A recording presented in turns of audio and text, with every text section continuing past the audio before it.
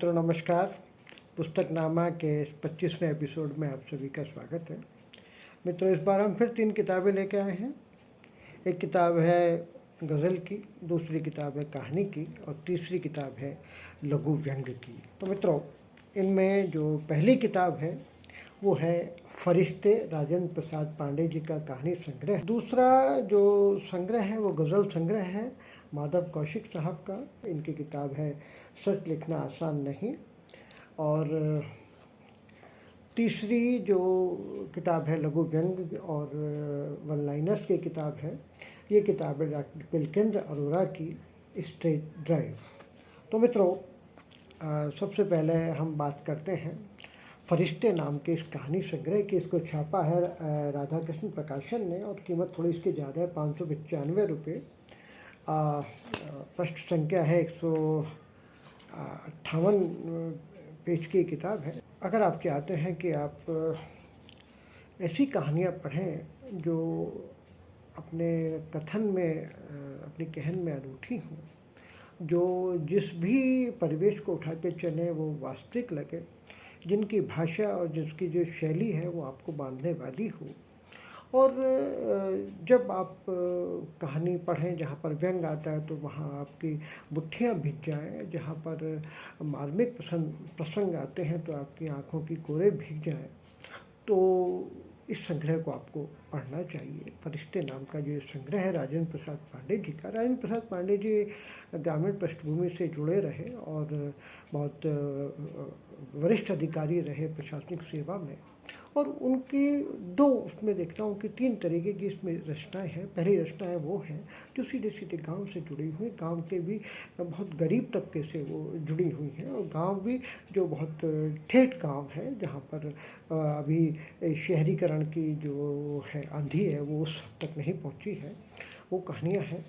और उसके अलावा वो कहानियाँ हैं जो प्रशासनिक हलकों से आई हैं, कहानियाँ निकल के वो कहानियाँ हैं। और उसमें व्यंग भी है उन कहानियों में। उनमें कहानियों में आपको संवेदनहीनता का बहुत नंगा नाच भी दिखाई देगा, वहाँ आपको क्रूरता भी दिखाई देगी, वहाँ आपको अकर्मण्यता भी दिखाई देगी। और कुल मिलाकर वो रचनाएं जो हैं वो आपके मन को एक कचोटेंगी भी और आपको आक्रोशित भी करेंगे। और अंत में जो एक व्यंग की भी वो होती है कि व्यंग का जो देह है वो करुणा है, आक्रोश है, तो उस पर भी खरी उतरती है रचना है। तो मित्रों, इनकी मैं अगर कहानियों की बात करूं तो इसमें कुछ कहानियाँ, 14 कहानियाँ टोटल इसमें किताब में हैं। और 14 कहानियों में से मेरा मानना है कि लगभग 10 कहानियाँ ऐसी हैं जो बेहद महत्वपूर्ण हैं, जो आपके साथ जब आप किताब पढ़ लेंगे तो ये कहानियाँ कहीं ना कहीं आपके जहन में रहेंगी, अपनी कहन के कारण, अपनी भाषा के कारण और अपने शिल्प के। तो जो पहली रचना है जिस पर शीर्षक है किताब का फरिश्ते। फरिश्ते एक माँ और बेटे की कहानी है। माँ जमींदार के घर में मजदूरी करती है, बहुत बुरी स्थिति में है, दलित परिवार से हैं वो लोग और बहुत कष्ट पाते हैं। बच्चा छोटा है, माँ, तभी उनके गांव में कुछ फरिश्ते आते हैं, सो कॉल्ड तथाकथित फरिश्ते आते हैं, और वो उन दोनों को सब्जबाग दिखाकर अपने साथ विदेश ले जाते हैं। और विदेश में उनके साथ क्या क्या होता है, कैसे कैसे चीज़ें बदलती हैं, किस किस तरीके से संवेदनहीनता अपने रूप दिखाती है, मानवीयता अपने रूप दिखाती है, और ऊँट की दौड़ में बच्चों का जाना और बहुत सारी चीज़ें ऐसी जो आपको बार बार आपको आपके जो भाव हैं वो बार बार बदलते रहेंगे। कभी आपको गुस्सा आएगा, कभी आप तनाव में आएंगे, कभी आप आपकी आंखें भर आएंगी। बहुत अलग किस्म की कहानी। मुझे आश्चर्य है कि राजेंद्र प्रसाद पांडे का ये संग्रह है, इनकी जो कहानियाँ हैं उनकी इतनी चर्चा क्यों नहीं हुई, जबकि एक कहानियाँ बहुत कुछ कहती हैं। और कम से कम इग्नोर तो ये कहानियाँ नहीं की जानी चाहिए थी। बेहद महत्वपूर्ण संग्रह ये है। और मैं देखता हूँ ये जो कहानी है इसका बनावट बहुत बेहतरीन है। एक एक दृश्य ऐसे लगता है कि कैट स्कैन होता चला जा रहा है, आपके सामने सब कुछ घट रहा है। और रहस्य की लंबी कहानी है, लेकिन उसके बावजूद भी रहस्य की परत जो है वो लेखक खुलने नहीं देता, कौतूहल लगातार बना रहता है। और अंत में एक प्रश्न छोड़कर लेखक आगे चल देता है। प्रश्न मैं नहीं बताऊँ क्योंकि कहानी सब कुछ मैं बता दूंगा तो आप क्या पढ़ेंगे। तो मित्रों, ये कहानी बहुत बढ़िया कहानी है। एक कहानी है मंटू मर चुका है। एक कर्मचारी है जो अपने जमीर को मार कर मंटू से मंटू बाबू बन गया। मतलब उसने अपने आप को बिल्कुल मार दिया और वो सिर्फ दफ्तर का बाबू है और अपने आप को वो सब कुछ चीज़ों से अलग करके अपने स्वार्थ के लिए, अपने बॉस के लिए, चमचागिरी से लेके कोई भी गलत काम तक करने के लिए तैयार है। और बहुत बढ़िया व्यंग इस रचना में आता है। एक रचना है ऐसी प्रशासनिक हल्के की रचना है। मैंने कहा कि राजेंद्र प्रसाद पांडे प्रशासनिक सेवा के वरिष्ठ अधिकारी रहे हैं, तो उनके पास वो बहुत अनुभव है उन सब चीज़ों के, बहुत ज़्यादा गहराई से जानते हैं। तो वो कानून को बुलाओ एक रचना है और ये बताती है कि अधिकारी अपने पद के मद में कितना अंधा हो जाता है, किस हद तक वो क्रूरता पर उतर आता है। उसके जो सबॉर्डिनेट्स हैं, उसके जो अधीनस्थ हैं, उसे उसके बाद देखता ही रह जाते हैं और बेचारे कुछ नहीं कर पाते, बेचैन वो रहते हैं। तो वो कहानी मतलब समझिए कि प्रशासनिक तंत्र की जो अंदरूनी परतें उनको उखाड़ के कहानी रख देती है। ऐसी ही एक और कहानी है हाथ में कानून, जिसमें व्यंग है। एक अध्यापक है और एक उसका गुंडा विद्यार्थी है और बहुत अलग किस्म का वो ये कहानी है, जिसमें बहुत कुछ आपको अलग तरीके से मिलता है। उसके बाद अंत में जब इस कहानी का अंत होता है तो ये एक विशुद्ध व्यंग में कन्वर्ट हो जाती है और ये कन्वर्जन आपको आक्रोश की और खींच की प्राप्ति कराता है। ऐसी एक कहानी है ठटरी, बाप बेटी की कहानी है। एक कहानी है फुटबॉल, बड़ी कहानी है, बहुत लंबी कहानी है। और एक व्यक्ति है दरोगा जो जाटव समुदाय से है, लेकिन अपने आप को ब्राह्मण बनाकर वो प्रस्तुत करता है और उसका बेटा आईपीएस बन जाता है। उसके बीच में कैसी कैसी घटनाएं घटती हैं, दंगों से लेकर बहुत सारी ऐसी चीज़ें होती हैं कि जो लगातार जो प्रशासनिक तंत्र की भी, सामाजिक ताने बाने की भी, नेताओं की, राजनीति की भी, सबकी ये रचना पोल खोलती है। और फुटबॉल के प्रतीक के रूप में रचना कुछ पात्रों को किक मारती हुई चलती है और बहुत अलग किस्म की रचना है। एक रचना है इल्लू लादा, बहुत मार्मिक कहानी है। एक छोटी बच्ची और एक पिल्ले के बीच की एक कहानी है जो आपकी आंखों में आंसू भरने की हिम्मत करती है। और मित्रों, ठठरी, मेहमान, कई सारी कहानियाँ ऐसी हैं कि जो कहती हैं कि वो आपके साथ जाएंगी।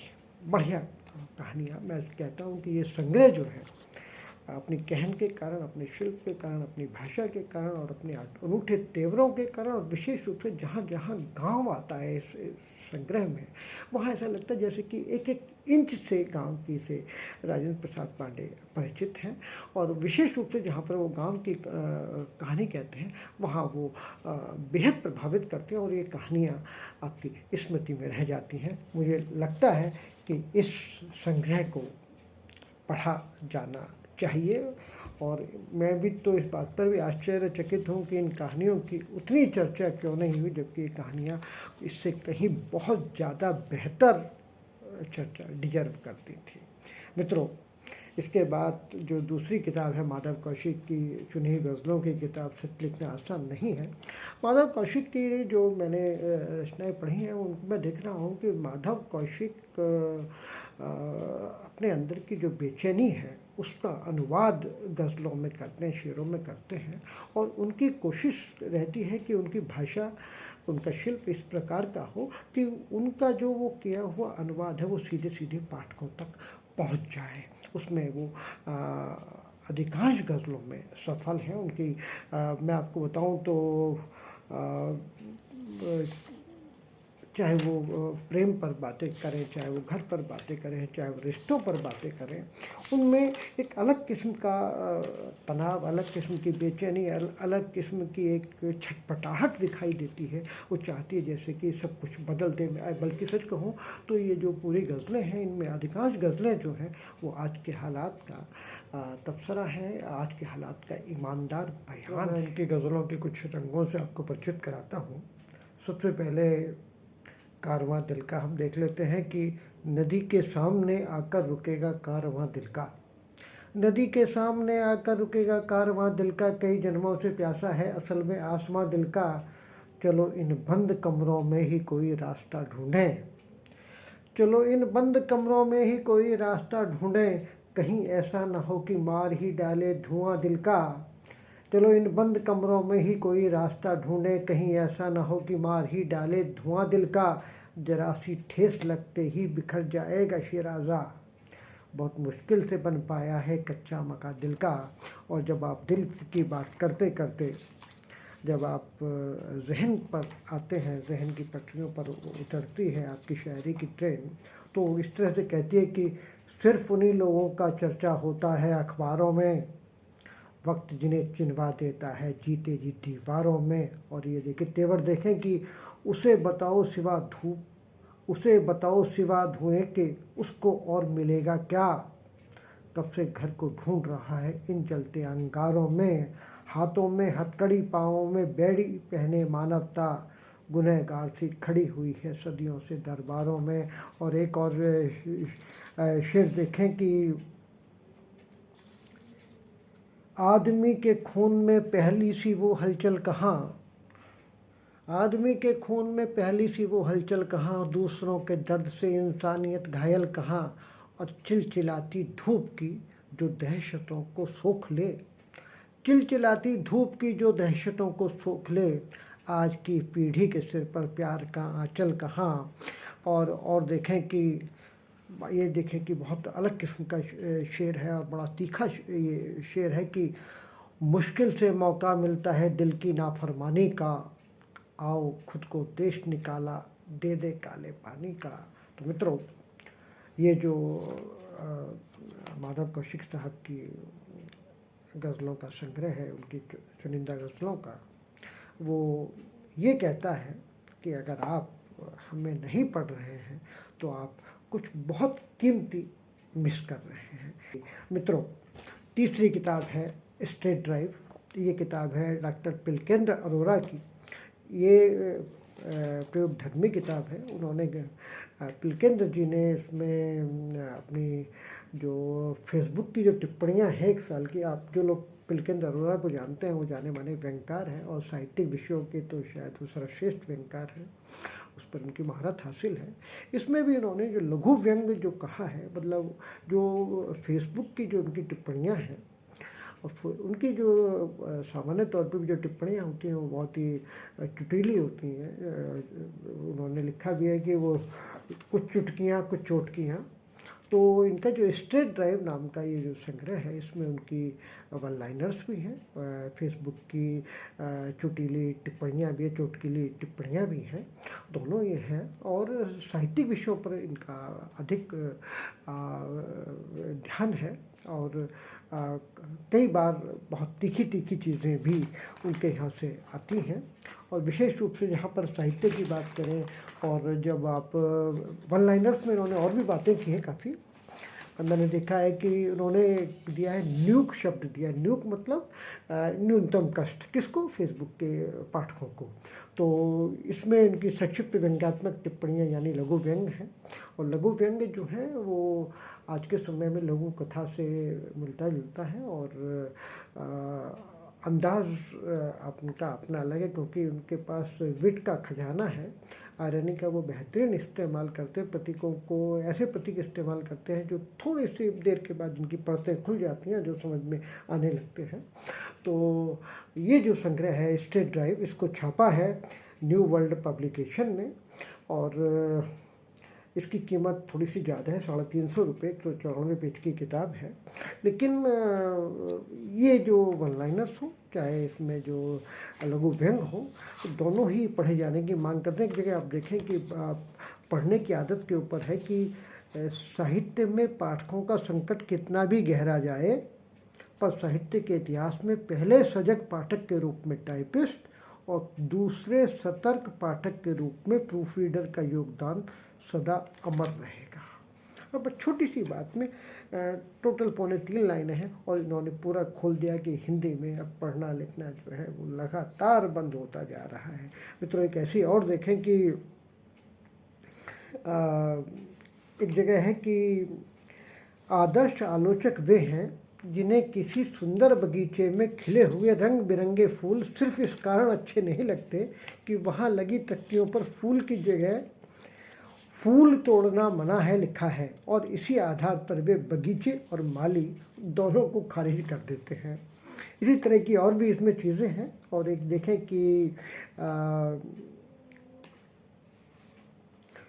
वहाँ क्या बात है, ये लघु व्यंग है उनका।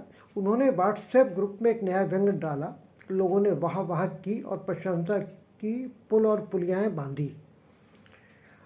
वह रचना अखबार में छपी, उन्होंने कटिंग फेसबुक पर डाली, उन लोगों ने फिर वाह वाह की और प्रशंसा के पुल बांधे। फिर वही रचना एक मासिक पत्रिका में छपी, तो उन्होंने उसकी कटिंग फेसबुक पर डाली, उन लोगों ने फिर वाह वाह की और प्रशंसा के डैश डैश डैश। और फिर वही रचना एक साझा संकलन में छपी, उन्होंने फिर वही किया जो करते रहे हैं, और उन्हीं लोगों ने फिर वही किया जो वे लगातार करते रहे। वाह वाह। बहुत बढ़िया ढंग से आप खिंचाई करते हैं साहित्यिक मामलों में विशेष रूप से। तो मित्रों, एक छोटा सा और है कि साहित्य में प्रतिष्ठा का फार्मूला। साहित्य में प्राण प्रतिष्ठा के लिए आवश्यक नहीं है कि हमारी 10-12 पुस्तकें प्रकाशित हों और हमें राष्ट्रीय स्तर के 4-5 पुरस्कार सम्मान प्राप्त हों। हम स्वयं इक्का दुक्का सम्मान स्थापित करके कनिष्ठों वरिष्ठों घनिष्ठों को अपना घनिष्ठ बना सकते हैं और प्रतिष्ठ हो सकते हैं। तो मित्रों, ये जो किताब है स्टेट ड्राइव पुलकित अरोड़ा जी की, ये भी अपने अलग अंदाज के कारण पढ़े जाने की मांग करती है। तो मित्रों, तीनों किताबों पर हमने बात की। और माधव कौशिक जी की सच लिखना आसान नहीं है, राजेंद्र प्रसाद पांडे जी की फरिश्ते, और पुलकित अरोड़ा की स्टेट ड्राइव। मित्रों, अब हम अगले हफ्ते फिर मिलेंगे। नमस्कार, धन्यवाद।